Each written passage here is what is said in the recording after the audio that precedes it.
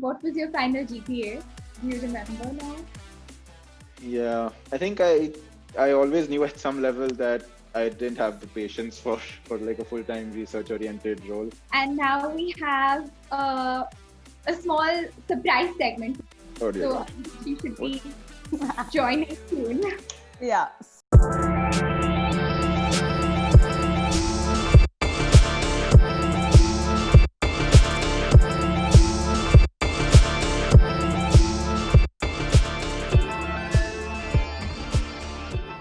Hi everyone, I'm Sahana. And I'm Ahana. We are from the batch of 2014 BITS Pilani Hyderabad. Today, we bring to you the very first episode of the mini-series League of Eminence. In this series, we talk to highly distinguished BITSian alum, explore their journey through BITS, and also take a look at how it all transformed since then. As our first guest, we bring to you a whiz kid from the very first batch of BITS Pilani Hyderabad. He is someone who's literally seen and set the foundations of the BITS culture in Hyderabad. Unlike the most of us, he has always been very sorted in life and knew that his passion lies in computing since the very beginning. While he's an introvert at heart, he has never shied away from the bigger challenges that life threw at him. While the journey from those early college days to now co-founding a billion-dollar company like Postman has been incredible, you will be surprised to know that he has remained the humble and unassuming person that he always was. So, we are delighted to have him here with us today. Without any further ado, please let's welcome Abhijit Kane, co-founder of Postman, one of the leading startups of India, from the batch of 2008, BITS Pilani Hyderabad. Hi, Abhijit. Thank you so much for joining us. And before we begin to introduce ourselves, I'm Sahana, and this is my friend Ahana. And we are 2014 BPHC alum as well. And so let's begin with the question. So back in 2008, when you first began college, what made you choose BPHC, since that was a brand new campus back then, right? Yeah. So I don't think the brand new campus bit played too much into my head, honestly. I don't think I had too many options, to be honest.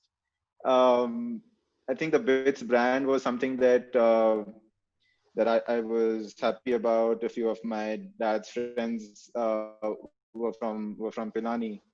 And I also spoke to a few seniors who had been through the dual degree program.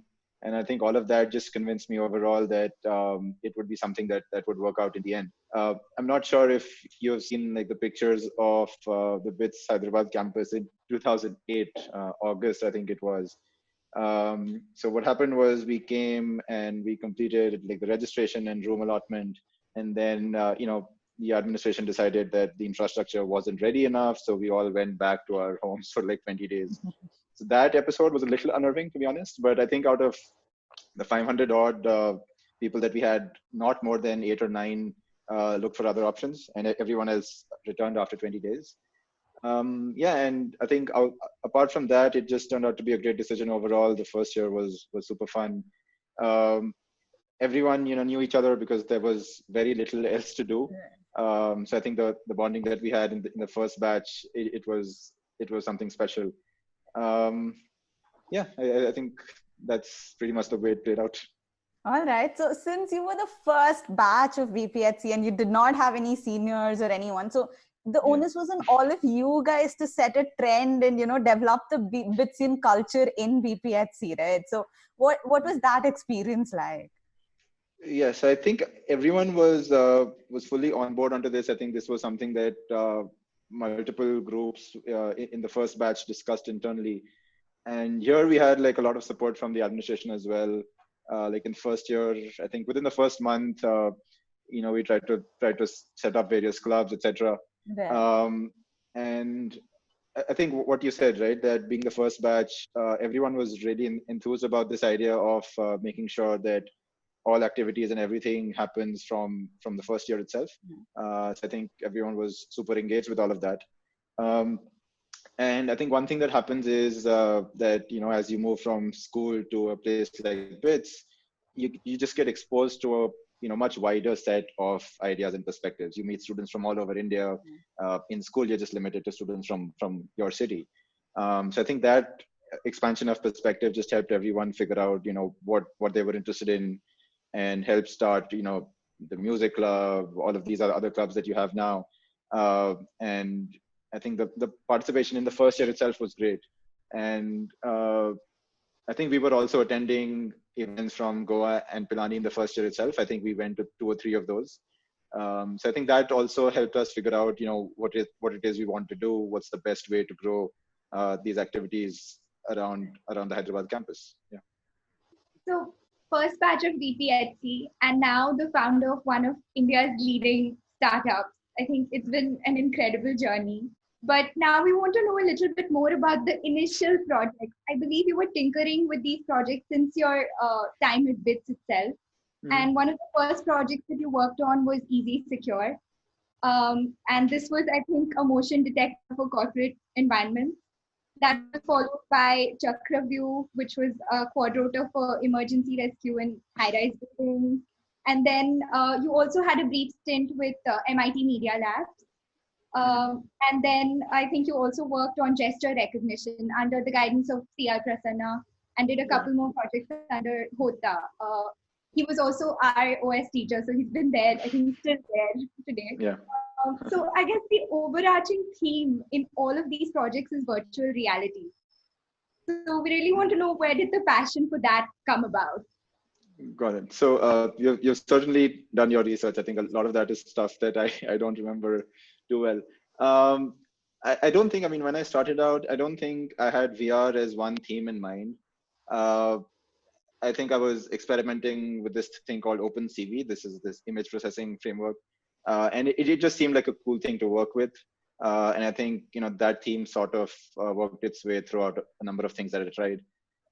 The MIT Media Lab thing, so that was, I think, a 3-day workshop that they ran. I think 3 of us from BITS had attended. And there again, we got to meet students from various, and again, explore what it is they were working on. So I think the 𝐓𝐡𝐞 thing that you spoke about, that was done as a POC for a B-plan competition that one of my friends was in fact organizing. And a few of us just had this idea of something we could do. The quadrotors, I think sometime in 2010, it seemed like everyone in the country was building quadcopters. So we were part of that. And yeah, I think we got some headway there. So the whole emergency rescue thing, that was again sort of productizing our POC as something for a vision of some sorts, I think. But yeah, I think I was just exploring, what all we could do with the limited skill set that we had. And did you ever think of pursuing research in CS? I think I always knew at some level that I didn't have the patience for like a full-time research-oriented role. I think I did a few SOPs and COPs in my 4th year. I think one of them is the gesture recognition one that you mentioned. But yeah, I think a brief foray into this just told me that, there is, the amount of work you need to do valuable research, that's just something I don't think I had the patience for. For me, it was just exploring, the tools I had and what I could do with it. I think I dropped the idea of research very, very quickly after that. Okay. So apart from computer science, you also did a master's in economics, right? So how much of an impact did economics courses have on your understanding of business? Yeah. And was there any one principle that economics has taught you, which you still use in your current philosophy of life? It's a good question. So I actually, my entrance score wasn't, high enough for CS. Otherwise, that would have been my first preference. But outside of that, I did look at economics as the next thing I wanted to do. Because overall, it seemed like a useful skill in life and something that would be relevant to whatever I did going forward. I think the biggest takeaway that I got is that the world is super complicated, right? And economics is one attempt to explain how a few processes in the world work. But the moment you start studying any subject like that in depth, you realize that any amount or any effort to explain it in depth will always fall short. So what you end up doing, whether it's economics or any other field of science, is try to build a set of core principles that work and are valid and established, and use them as principles in whatever else you're experimenting with. So in economics, I think one piece of or one area of flack that the field gets is that it's not very accurate, and anything can be explained using something or the other.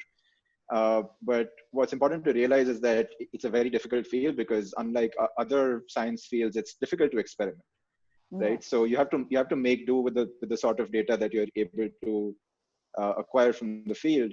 But I think, to go back to your original question, the one thing that economics reinforced for me was that the core principles bit is very important, no matter what you're doing, whether it's building a product or studying economics or physics or whatever else. Those are just supposed to be so well established that they help you take any future decisions. I think that was what I took out of it the most. As far as regular course curriculum was concerned, I don't think I did too well there, to be honest. I mean, I was interested in the field, but again, I mean, actually, studying for exams and solving questions related to that was not something I think I enjoyed too much. But I think the broad perspective that I got was super valuable there. Right. So that was really nice to know, I mean, where it all started. So let's quickly move on to discussing the $1 billion idea. So Postman started off as a pet project during your time at Walmart Labs. So I'm curious to know, was there a specific problem, or a certain, you were stuck at coding something, or you faced some issues that really triggered the idea to develop an API testing platform? Sure. So, I mean, the first Postman version essentially was built by Abhinav, who was he was from the 2006 Goa batch. He was interning at Yahoo at the time. But I think the problem that it started out to solve was something that all of us were experiencing, because we were all working in the software development space. And this was the time when APIs were growing in popularity. And I think one idea that resonated with everyone was that the tooling around that wasn't mature enough. If you look at how any other field in computing is developed, right, it starts off as like an experimental technology, and then the ecosystem around that develops, and APIs were no different there. And I think that's a problem that resonated with not just the three of us, but anyone else we spoke to. I mean, the first version of Postman was in fact being used by multiple engineering teams at Walmart itself, and a few of my friends who were working in other organizations also knew about it. So I think that just validated the use case a little more for all of us. Thankfully, that validation has continued to this day. APIs have grown with respect to how important they are to the software development process in general. So yeah, I think that's how it started. Existing tools around APIs, as I said, were not very mature. There were certain use cases that could be solved, but it was really complicated to do it. And one trait that I think everyone should have is figuring out how to improve processes that you see around you. A lot of the great products and companies have been built exactly that way, and I hope Postman is no different. Internally as well, we take the same objective. If there's any workflow that we think is difficult to achieve, or we think is inefficient, that's something that we try to take upon ourselves to help solve. And yeah, all of that draws from how the initial idea of Postman came about as well. So when did you, once you started ideating, thinking there is a market need for this, so once you made a product, when did you think that this was the correct product to take it to the market, or this could be monetized at this point, and when you can move completely full time to pursuing Postman? So when did that start about? Got it. So I actually met Abhinav in 2010 as part of my PS1, and we were in touch on and off over the next few years. But I think in 2014, right, I think we reconnected, and that's when I met Ankit as well. And we spoke about what Postman is, how relevant the problem statement is. At the time, Postman was already being used by a significant number of users. So I think we were one step ahead of where most companies are at the stage. And I think one key signal that we got was that Postman was being used for collaboration, even though the product didn't support it, right? So we got signals and feedback from users saying, oh, we're exporting data, we're emailing it to our friends, and they are, re-importing it. So they sort of created this out of product collaboration loop. And that's something that, we were seeing in all other tools as well. Google Docs is all about collaboration. GitHub is all about collaboration. And that's essentially what we wanted to bring into the API world as well. And developers in general tend to be pretty vocal about the tools that they like or don't like. And I remember getting like a lot of feedback from users all over the world saying, why don't you do this? Why don't you do that? There's so much potential here. And I think that resonated well with the ideas that we were playing around with as well. And initially, I don't think we had plans to monetize. So the way we went about it is saying that the Postman mission must be clearly defined, right? We want to help simplify the software development process, right?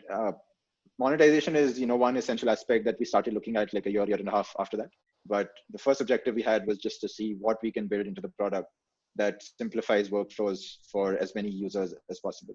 The monetization idea started a year after that. And obviously that's essential, to build a long-term sustainable business. You have to figure out your unit economics. And that's something we did, I think, towards the end of 2015, but I don't think it was a core motivation early on. I mean, we knew at some point it would have to be done. But I think all those plans were formulated over the next year and a half. Right. And so you spoke about Abhinav and Ankit, your co-founders of Postman. So, as you said, you met them in PS1. So what made you think, you can start a company with them again, go back to Abhinav and, not look at your friends, your personal gang in BITS. So what was that you chose Abhinav for, and how did you meet Ankit? So my PS1 was at this company called BITS 360. I'm not sure if it's still around. But back in 2008, when I was going through my admissions, etc., it was like a forum where students talked about admission problems and what course to choose, how placements are, etc. And I think in PS1, what I heard from everyone was that it's generally not super useful, right? It's something you just have to complete. But I think BITS 360 was something where the sort of work that they were talking about, it sort of gelled well with what I wanted to do. And BITS 360 wasn't the only project that they were doing. They were also doing a bunch of stuff around virtual reality again and all of that. So it just seemed like an interesting place to be. And I think after that, in 2014, when Abhinav reached out to me saying this is what I'm doing, I think one thing that hit me was that this problem space is really valid, right? I think because of the fact that all of us were working in the software industry, we had some inkling of how important it was and how the industry trends were slowly shifting. So I think the fact that the problem space was so important and the product already had significant usage, I think that was a easy decision, honestly. I mean, I knew Abhinav. I enjoyed working with him. Ankit and Abhinav, in fact, worked together at Yahoo, which was Abhinav's PS2 station. And I think there again, this whole problem was validated a little more, that everyone is using APIs, but the tooling around it is so immature. So I think everywhere we went, we saw similar patterns. And yeah, I think the vision that we came up with just seemed to agree well with all of us. And yeah, there was no looking back from there. Right. So initially, in the beginning, I guess all of you worked out of your flat in Bangalore, and then I mean, what was that like? Tell us a little bit more about the initial struggles that you faced, and how did you overcome them? Got it. So I think for the first 6 to 7 months, I was still employed at Walmart, so I was just working on a few open source components for Postman. I think the working out of a flat only happened for, I think, a few weeks, to be honest, because I think in late September or early October, in fact, we got our seed round from our investors, and we were actually working out of their office for a few months till we got a proper office of our own. I think challenges there, one of the main ones was the initial hiring. That was a time when a lot fewer people knew about Postman. entrepreneurships and startups in general were like a less accepted option than they are now.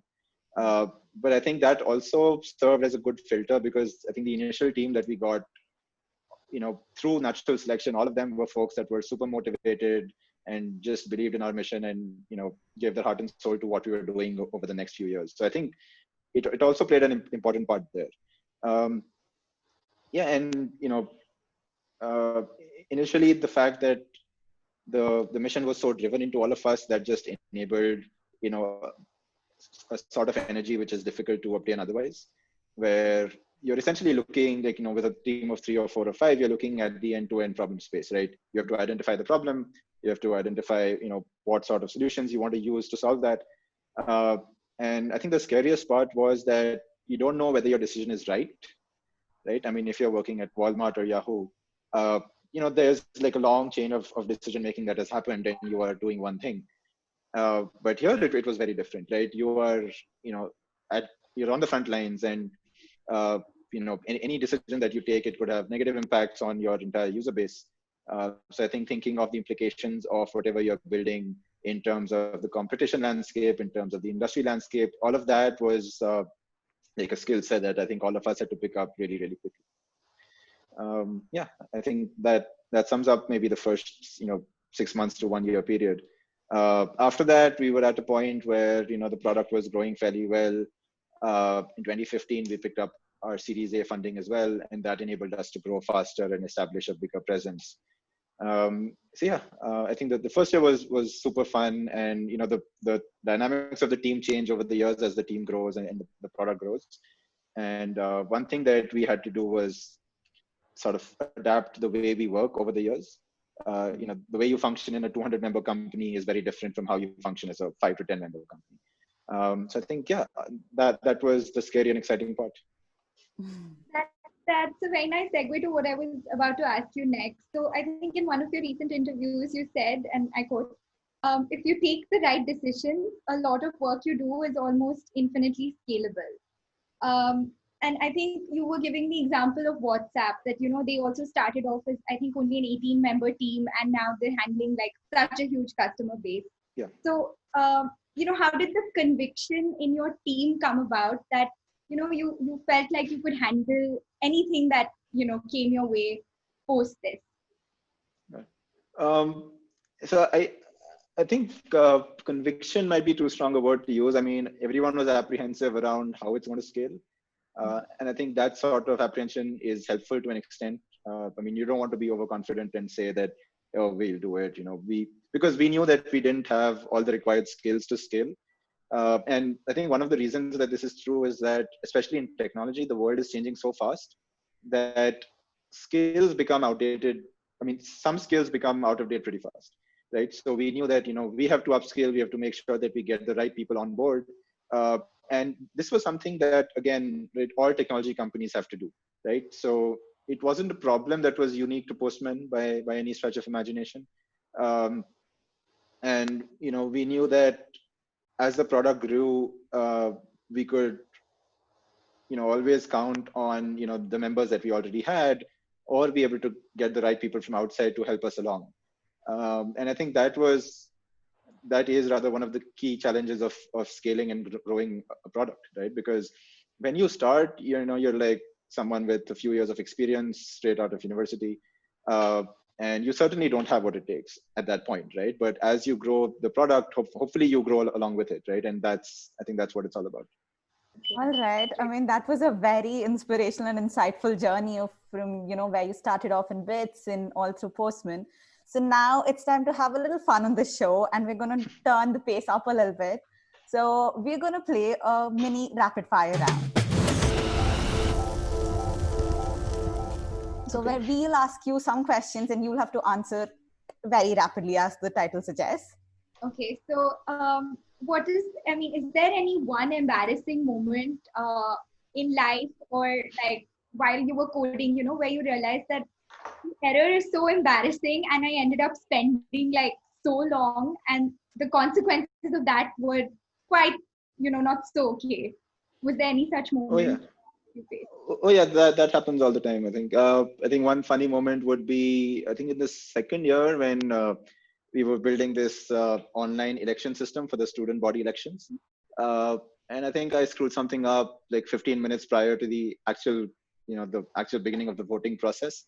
And there, there were 200 people lined up outside the IPC, and everyone was like, getting furious at the delays. I think that was my first experience at screwing up stuff. But yeah, I think as you grow, you will definitely have more and more of these. And I think the only thing that's important is whether you learn from your mistakes or not, and make sure that you set up the right processes and imbibe the principles to avoid repeating incidents like that going forward. So next question, if not coding, so what was the other profession you would have gone into? I think I was always interested in computing as a field. I think that's one reason I chose CS in my 11th and 12th, and why I put computer science as a preference for engineering as well. I knew I wanted to be related to this in some way. Yeah, so I never really thought of like a different option.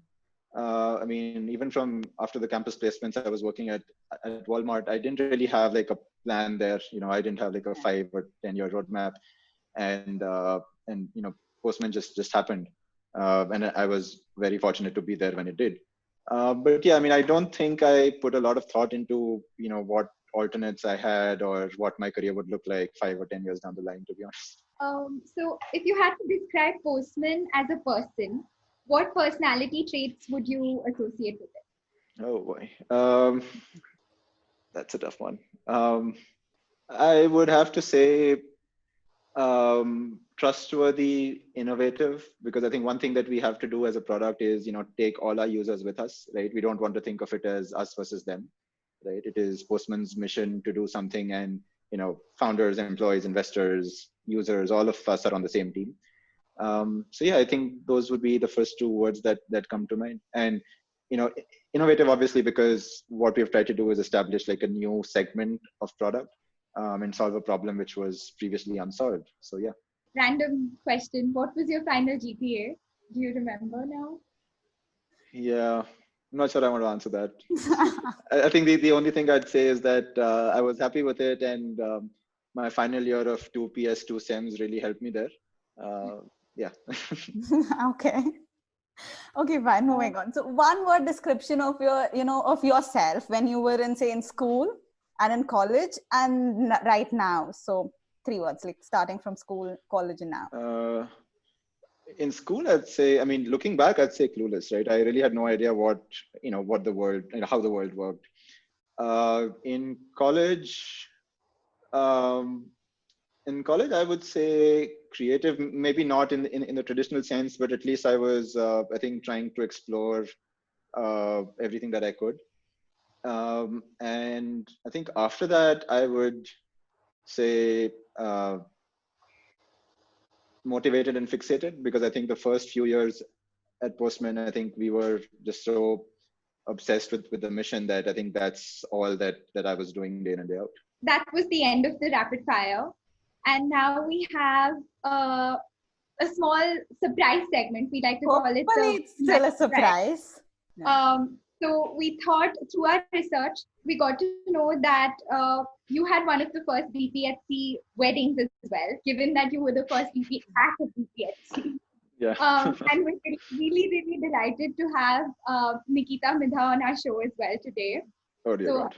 She should be joining soon. Yeah, so let's welcome her. Hello. Hi, Nikita. We're really happy to have you on our show. So for those who don't know, Nikita Midha is also a BPHC alum, and she was Abhijit's batchmate. And right now, she's currently working at Flipkart. Yes. Hey, Abhijit. Hello from the other side. Hey, everyone.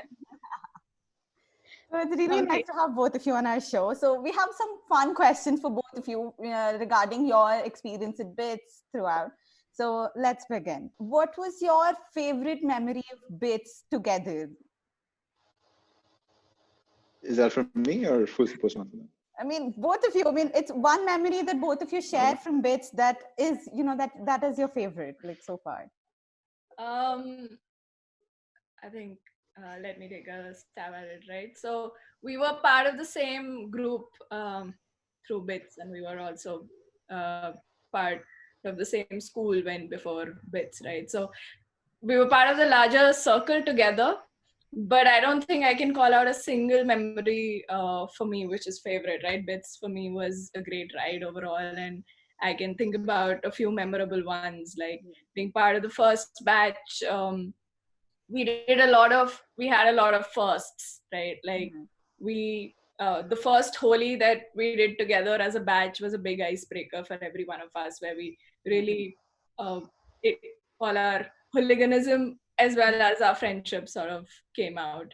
And on a serious note, I think the first time when we set up our societies, the first pearl that we had, which was a small scale one, but still a big accomplishment from our side, because we had very limited resources and we were able to put across something of that the scale that it was, even with its imperfections. I think it was a great journey for us to have like that 1 month of rigor and then putting up that first pearl for which was a foundation for the future batches ahead, right? So these were very memorable, some bittersweet, but some great ones.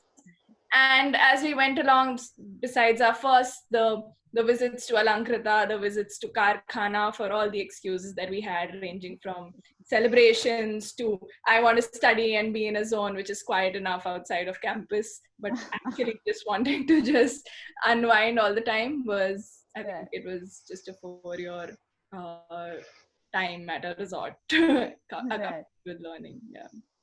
Was the library there in your time? Because now we have a really fancy library. It's one of the best places actually on campus. Was it there when you guys were around? I think in the first sem, the makeshift library was in the basement of B block, if I remember correctly. Yeah. And it stayed there for like a year. So the building that you have now, I think that came up in our 3rd year. Yeah. So I think we remember just going to visit the library when it was a construction site. A little unsafe in hindsight, but yeah, it was a fun time. But yeah, I think we had some library that was there, I think, in our first semester, and I think we used that for like just over a year before the new library was completed. Okay, so Abhijit, this one is for you. How important was Nikita's role in your professional life? Oh, I think it's been super helpful. So we got married in 2016, and essentially, what happened was that having that external perspective always helped, because otherwise, everyone you were interacting with was at Postman, they were solving the same problems as you, they were seeing the same data as you. But having this external perspective really helped, because what you're building for is not for the 20 people in your team, but you're building for a much wider user base.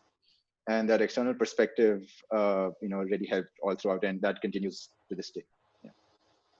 And Nikita, same for you. What was Abhijit's role in your professional life? I think we're very fortunate to be in very related spaces of work, right? We're both in the tech space, and I've been a developer in the past and now a product manager, and Abhijit wears those hats at work himself. I'm at Flipkart and Abhijit had a stint at Walmart, so related domains.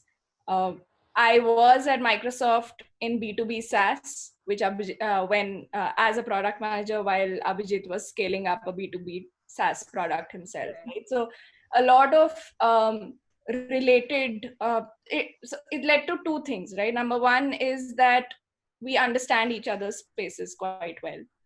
Number 2 is that the learnings that we have from our experiences are very transferable to the other. So just bouncing off ideas with each other, and we do that a lot, both of us, right? It's part of our dining table conversation more than we'd like it, inevitably. So we both bounce off ideas and perspectives of our work with each other quite often. And that sort of helps each other to leverage each other quite well. So I think it's just a fortunate space to be in very related spaces that way, and be still have close access to it even with it. Okay, so the next one, when both of you were in BITS, so what was that one thing on top of both your bucket list that you guys checked it off together after BITS? I don't think of anything. I think during BITS, one thing that we always wanted to do was like take a trip with like the large group of friends that we had. I think sometime in our third year we went, scuba diving, whitewater rafting, all of that. I think that was something that at some point I really wanted to do, and that happened in BITS itself. But I think that's the closest I can get to an answer. Okay, so the last and final question. So were there any clubs that both of you were a part of together? And you start off any club, like part of the initial committee that started off the club really at BPSC? I think in hindsight, we had very different interests from a club perspective or extracurricular perspective, right? So, for instance, I was trained in Bharatnatyam and contemporary forms of dance. So it was a natural thing for me to be a founding member of the dance society, and I was pretty active over there. And Abhijit, having 2 left feet, can just not share that, hobby or passion, if I were to put it that way. But I think the one thing that we did commonly, right, we were both inclined or enjoyed sports, right? So I played badminton, and in the lack of a good badminton court in the first 2 years of BITS in our campus, I picked up table tennis, and Abhijit, I think, contributed to my journey in learning table tennis for sure. And I think that interest in sports sort of carries on till date. So while Abhijit has his interests in lawn tennis, he's learned badminton for me now, and often on weekends we're here in the society or the nearby facility that we have, we end up going for a game of badminton on weekends. Oh, that's so nice. Okay, awesome. It was really, really nice to talk to both of you. Thank you so much for agreeing to do this and taking out time for this. This is really nice. That was a really insightful, fun, and inspiring conversation with a little geeky, a little shy, but the very sorted Abhijit Kane. It was a great pleasure talking to Abhijit, and also a shout out to Nikita Midha, his wife, who has very kindly agreed to be a part of the show on such short notice. We hope you had fun watching this. Comment below and let us know how you liked it, and if you have any suggestions for us. Before you go, don't forget to like, share, subscribe, and we'll be back again soon with many more inspiring stories and journeys to share. Till then, stay home, stay safe.